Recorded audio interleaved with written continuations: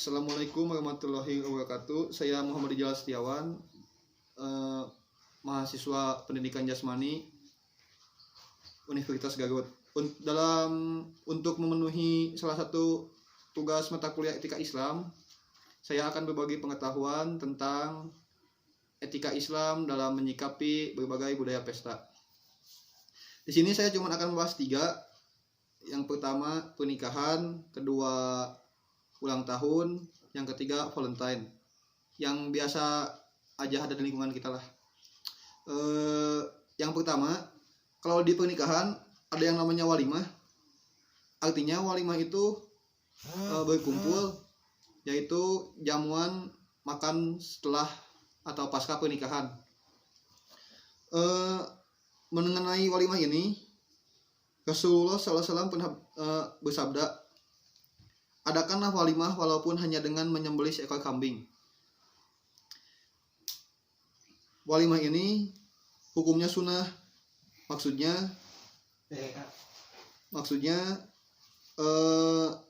paling sedikit hidangan bagi orang mampu itu kambing, tapi kalau yang kurang mampu hidangan apa saja semampunya.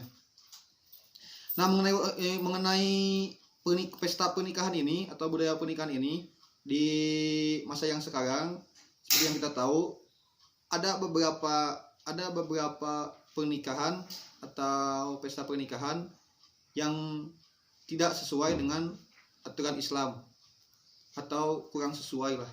Seperti misalnya mengadakan adanya hiburan dangdut yang lirik nyanyiannya mengundang hawa nafsu atau aksi biduannya yang mengumbar aurat dan yang lain-lain. Nah, sebenarnya kalau di pernikahan bisa juga kita mengadakan yang seperti itu, tapi ada syaratnya. Seperti yang pertama, isi nyanyiannya itu berupa dakwah yang islami. Nyanyiannya atau penampilannya itu tidak mengundang hawa nafsu, jadi pakaian-pakaian itu tertutup atau sesuai anjuran Islam. Nah, gimana nih kalau ada acara yang seperti itu, acara pernikahan yang di dalamnya seperti itu? Jadi gimana? Jadi kalau ada acara pernikahan yang di dalam kegiatannya itu menimbulkan atau menjurus kemaksiatan, sang penyelenggara pesta atau yang mengadakan pesta tersebut bertanggung jawab kepada Allah Subhanahu wa taala. Jadi kalau mengadakan pernikahan itu jangan sampai menjurus kepada perbuatan maksiat. Yang kedua, ada ulang tahun. Untuk ulang tahun ini, seperti yang kita tahu, pesta ulang tahun itu acara memperingati hari lahir, bersyukur atas umur yang diberikan dan lain-lain. Tapi menurut para ulama ada 2 pendapat. Ada yang memperbolehkan dan juga ada yang tidak. Untuk yang memperbolehkan, ulang tahun ini digayakan sebagai ucapan rasa syukur kepada Allah Subhanahu wa taala atas umur yang diberikan. Seperti yang ada dalam surah Maryam ayat 33, Quran Maryam ayat 33 yang berbunyi, wassalamu alayya yauma wulidtu wa yauma amutu wa yauma ub'asu hayyan, yang artinya dan kesejahteraan semoga dilimpahkan kepadaku pada hari aku dilahirkan, pada hari aku meninggal, dan pada hari aku dibangkitkan hidup kembali. Nah, pada ayat tersebut Nabi Isa alaihissalam berdoa agar diberikan limpahan kesejahteraan pada hari kelahirannya, hari wafat, dan hari kebangkitannya kembali.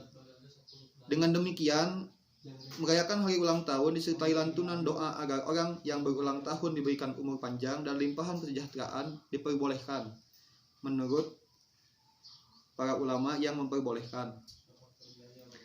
Tapi ada juga untuk ulama yang mengharamkan atau yang tidak bolehkan acara ulang tahun tersebut, mereka berpendapat bahwa ulang tahun ini adalah tradisi orang-orang Yahudi dan Nasrani, dan apabila kita sebagai Muslim mengikuti atau menyerupai kegiatan mereka, berarti kita menyerupai mereka. Jadi kita menyerupai umat-umat Yahudi dan Nasrani. Yang terakhir adalah budaya Valentine yang biasa kita sebagai kaum muslimin ikut merayakannya. Seperti yang kita tahu, Valentine itu adalah kegiatan atau budaya yang biasa dilakukan pada tanggal 14 Februari untuk memperingati hari kasih sayang. Tapi budaya Valentine ini tidak ada dalam Islam. Budaya ini berasal dari Barat. Berasal dari Barat yang memiliki sejarah yang panjang. Nah, bagi kaum muda zaman sekarang, Valentine ini banyak di dalamnya memiliki kegiatan-kegiatan yang sangat-sangat jauh dari ajaran Islam, seperti saling melontarkan kata-kata sayang, tindakan-tindakan sayang yang tentu saja hal tersebut tidak boleh dilakukan. Kenapa? Karena harus ada batasan antara laki-laki dan perempuan dalam Islam. Nah, jadi sudah jelas Valentine itu sebaiknya tidak dilakukan oleh kaum muslim atau umat Islam, karena hal tersebut dalam Valentine yang sekarang banyak sekali muda-mudi yang melanggar batasan-batasan tersebut, seperti sudah belum halal tapi sudah seperti itu. Nah,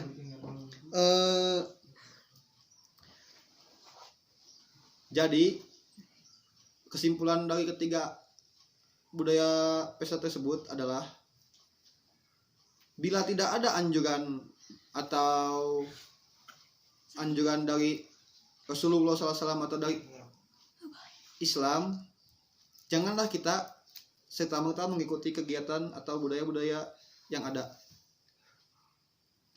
Sekedar untuk informasi lebih jauh, untuk informasi bagi kalian, Allah Subhanahu wa taala telah memberikan dua hari raya untuk umat Islam, yaitu Idul Fitri dan Idul Adha. Maka sebagai umat Islam kita harus lebih bijak dalam menerima budaya-budaya baru yang ada, agar kita tidak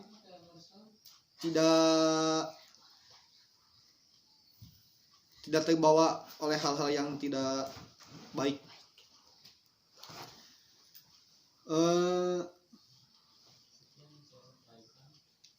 Untuk sekarang, karena sedang zaman COVID-19 atau corona, tentu saja semua pesta-pesta itu kan dilarang untuk diadakan, karena kalau zaman sekarang ini berpisah untuk saling menjaga. Bersatu berarti kita menyebarkan penyakit.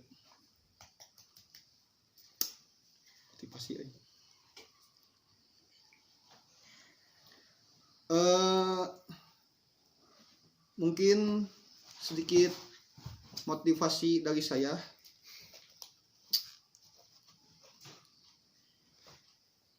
Kejarlah akhirat, maka dunia akan mengikutimu. Wassalamualaikum warahmatullahi wabarakatuh.